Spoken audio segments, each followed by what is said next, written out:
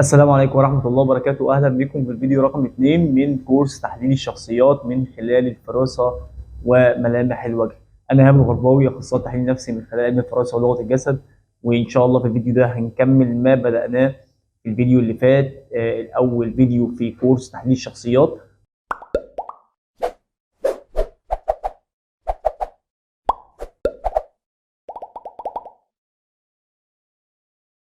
واتكلمنا عن 6 اشكال للجبهه، والنهارده ان شاء الله هنكمل الجزء اللي فاضل، وهم كمان برضو 6 اشكال متبقيه ان شاء الله. في الفيديو ده احنا هنكملهم. ولو انت اول مره بتشوفني بشكل عام، فاحنا ان شاء الله على القناه بنقدم مجموعه كبيره جدا ومحترمه جدا من فيديوز الخاصه بتحليل الشخصيات وتحليل النفسي بشكل عام. كمان هتلاقي في مجموعه كبيره جدا من الفيديوز الخاصه بالتعليم والتنميه البشريه وتطوير الذات. فان شاء الله في الفيديو ده هنكمل ما قد بدأناه من كورس الفراسه. ومهم جدا انك تهتم بالموضوع ده وانك تذاكر ورايا قدر الامكان، علشان كمان ان شاء الله الفتره الجايه هنعمل كورس هيبقى بي تو بي، فكويس ان انت يبقى عندك معلومه قبل ما تبدا الكورس ان شاء الله. طيب، احنا اخر حاجه اتكلمنا فيها قبل كده وهي تقريبا كانت الجبهه المربعه والجبهه الدائريه، واتكلمنا في كل الاشكال والانماط دي. في الفيديو ان شاء الله هنتكلم عن اول ملمح لشكل الجبهه، هو الملمح رقم 7 في شكل الجبهه، وهو شكل الجبهه التي تميل الى الخلف. طيب، صاحب هذه السمه عنده مجموعه مهمه جدا من الصفات، واهمها ان شخص زي كده عنده سرعه بديهه عاليه جدا. يعني ايه؟ يعني الشخص اللي زي كده بيتوقع الشيء قبل حدوثه. لو انت بتتكلم معاه في موضوع معين على سبيل المثال، هتلاقيه استنتج نهايه الموضوع ده حتى قبل ما تكمل كلامك. كمان الشخص اللي زي كده بيتضايق جدا جدا جدا وبينزعج بشده من الشروحات الطويله. يعني يحب دايما الايجاز والاختصار، ولكن يكون ايجاز مفيد. يعني ما اقولش نص الكلام على سبيل المثال وبعد كده احاول اشرح الباقي.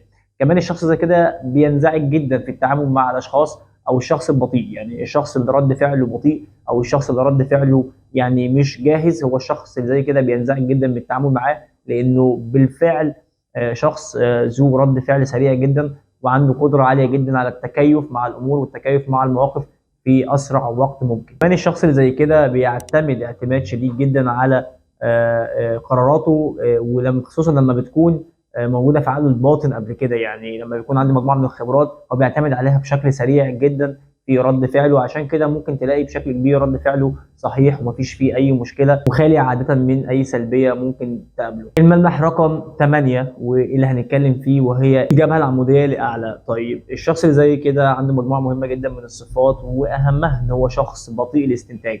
يعني شخص زي كده بيحتاج شروحات كتير واثباتات كتير ومعلومات اكتر علشان يقدر او تقدر تفهمه او توصل له المعلومه اللي انت محتاج انك تعرفها له. طيب، ده يقول لك ايه؟ ده يقول لك ان شخص زي كده صاحب قرارات بطيئه، وكمان رد افعاله ابطا بكتير من الملمح السابق. لان الشخص زي كده زي ما قلت لك بيحتاج مجموعه كبيره جدا من المعلومات ومجموعه كبيره من المعطيات علشان يكون عنده الابيليتي ان هو يتعامل في الموقف ده. كمان الشخص زي كده ما بيحبش الاستنتاج زي ما قلت لك، ولكن هو بيحب التفكير التسلسلي اكتر. يعني امشي معاه نقطه بنقطه او واحده بواحده او خطوه بخطوه علشان يفضل مكمل معاك وتقدر توصل له معلومه كامله. كمان مهم جدا تبقى عارف ان الشخص زي كده ردود افعاله بطيئه جدا وبينزعج انزجاع شديد. انزجاع دي. كمان لازم مهم تبقى عارف ان الشخص زي كده ردود افعاله بطيئه جدا وبينزعج انزعاج شديد جدا من ردود الافعال السريعه. يعني على سبيل المثال شخص زي كده لو بيتكلم معاه في موقف وكان رد فعلك سريع او كنت جاهز برد الفعل، فهو بينزعج من الموضوع ان هو بيشعر ان هو يعني بالبلدي كده اتخض او كانش متوقع منك رد الفعل السريع ده. فده تاني ملمح او الملمح رقم 8 في تسلسل تحليل الجبهه. الملمح اللي بعد كده والملمح رقم 9 من ملامح او اشكال الجبهه، وهو صاحب الجبهه القصيره. يعني ايه؟ يعني المسافه اللي في النص دي بتكون بحجم ايدي تقريبا، يعني بالشكل ده كده. طيب، ده معناه ايه؟ ده معناه ان هو شخص تحليلي جدا، كمان شخص عنده مجموعه كبيره جدا من الافكار والاهداف والمشاعر. والشخص زي كده عادة بيكون عنده يعني لخبطة، أو إحنا ممكن تشتت، لأن هو مش عارف يختار أنهي هدف فيهم أو يختار أنهي طريق أو أي وسيلة فيهم. فكمان الشخص زي كده بيحتاج معلومات كتير جدا وإحصائيات كتير جدا. كمان الشخص زي كده بيبحث دائما عن أقصر الطرق والأكثر إفادة بالنسبة له علشان يحقق أهدافه أو يحقق غايته اللي هو عاوز يوصل لها.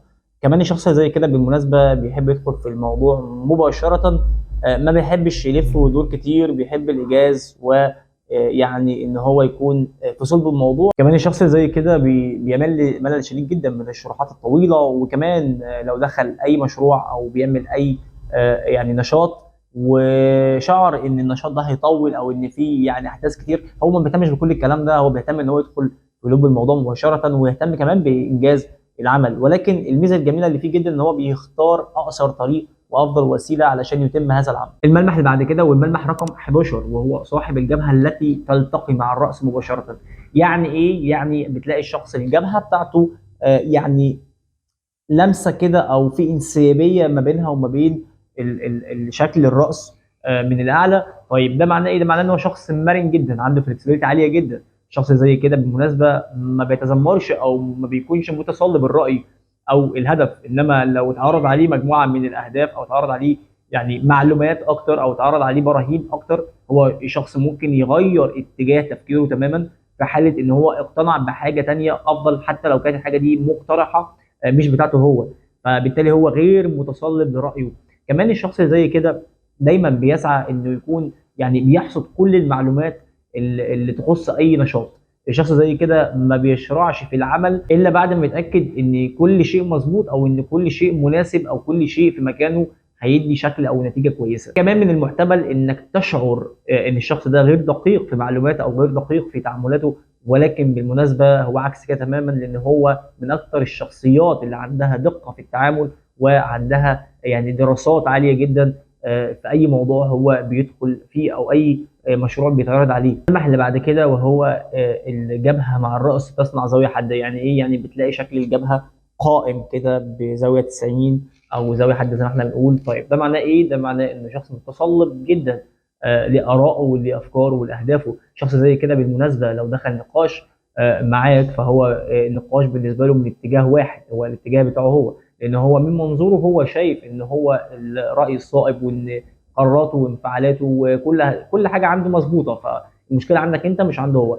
فكمان الشخص اللي زي كده مهم جدا لو انت تدخل معاه نقاش انك تحاول توصل له انك متفق معاه وفي وجهه نظره، ولكن في طريقه تانيه او في بديل تاني ممكن ان احنا نجربه من باب التجربه، لانك مقتنع جدا بالسايد بتاعه او بالجانب او المنظور بتاعه. كمان الشخص زي كده بيرى المشكلات والموضوع دايما من وجهة نظره هو، لديه رؤية لأي موضوع من جانب واحد فقط، طبعا هو الجانب الخاص بيه. وبكده نكون انتهينا من الكورس او من الملمح الاول، وهو تحليل انماط او شكل الجبهة.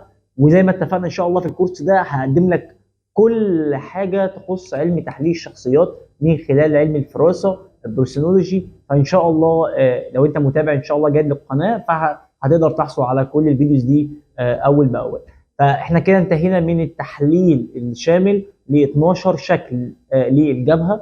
ان شاء الله في الفيديو القادم باذن الله هنبدا نتكلم على اشكال الحاجب ورسم الحاجب والصفات الاكثر او ظهورا من رسم الحاجب. وان شاء الله كمان ممكن ناخد مع الحاجب على طول الجفن العلوي للعين. ده ان شاء الله برضو ان ما بيكونش فيه انماط كتير، فان شاء الله احنا ممكن يعني نجمعه مع شكل الحاجب ان شاء الله في الفيديوز اللي جايه.